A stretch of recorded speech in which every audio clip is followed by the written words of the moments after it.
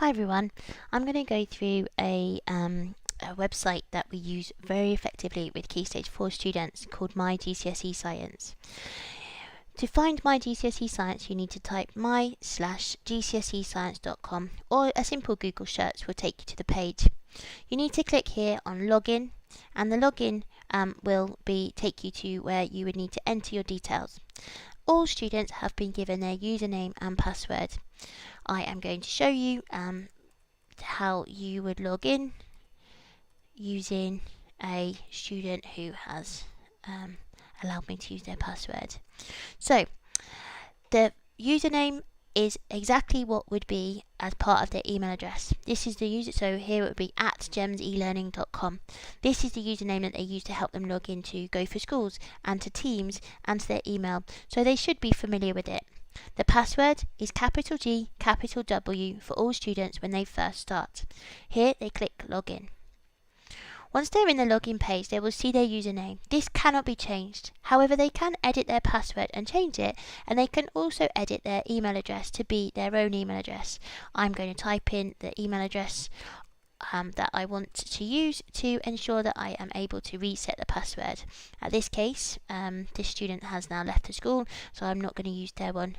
Your child would use their own email address to do this. It can be their personal email address, or it can be theirs, but we advise them to use their school email address. Okay, so we're going to leave it for now because I already have another account where that is being involved.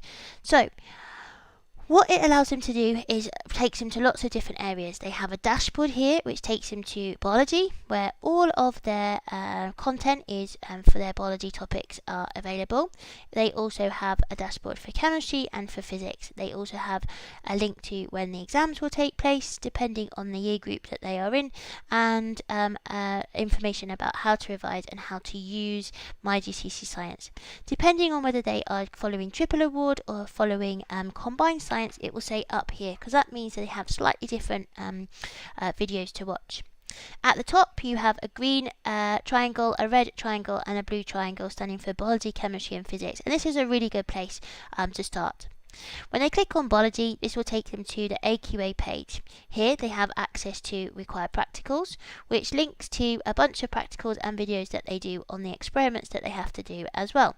This is an extra bit that many students don't realise is a feature of MyGCSE Science.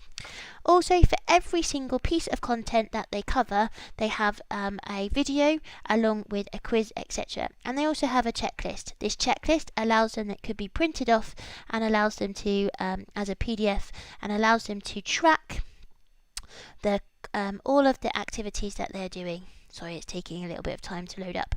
Effectively, it has all the videos and the content that is covered, and they can effectively tick here and give it a happy, sad or okay face, depending on how they do.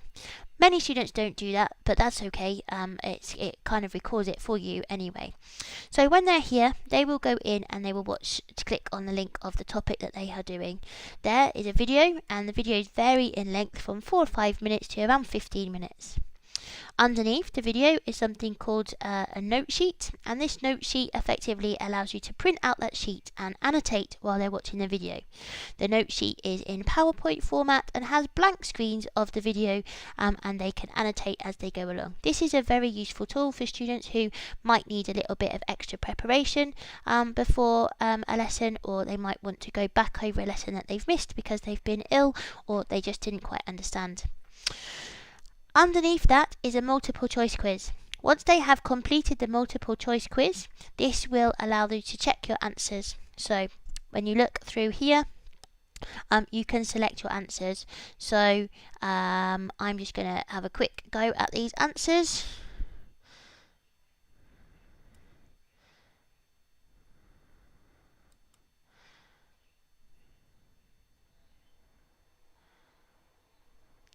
Check my answers, and I can see that I got which ones I got right and it tells me the answer. That means that I've got 4 out of 4 and that I'm ready to move on to the next topic. Now I may choose to have a look at the exam questions as well. So I can click on the exam question here and it opens it up and shows me an example exam question. I could either print this out or make notes of the answers to the questions, and once I have finished I have the ability to be able to click on the mark scheme to be able to look up the marks as well. And this is a good way of having your child being able to check their understanding and also gain some exam experience.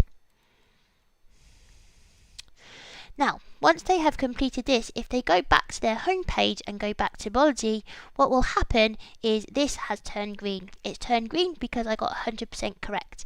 If I hadn't got all of the questions correct, it may have turned amber or it may have turned red. This means that over the course of the 2 years that your child will have a red, amber, green rating for every single topic. Now these quizzes you cannot do straight away again. You have to wait 24 hours for them to be able to be reattempted. This means that it's really good for the students to keep testing their knowledge, and before they take an exam or an assessment in a particular topic, they should aim to ensure that all of the quizzes are green for that topic. That will give them a really good chance of scoring maximum marks. In fact, MyGCSE Science are so confident about this that they say that they are convinced that that any child who has got all of the topics green in every single quiz will achieve an 8 in their science exam. So we really encourage you to encourage your child to use this. It's really useful for while we're doing this distance learning, but actually it's good use all year round and at any time for your child to do this. If you would like to have a little bit more information, you can click on here to have a look for parents, and there's also a really good blog at the top here that tells you lots of information about things to do with how to use it, how a guide to 9 to 1 for parents, updates on the GCSEs from last year, and some really interesting information about how to help your child with science and for your child to use.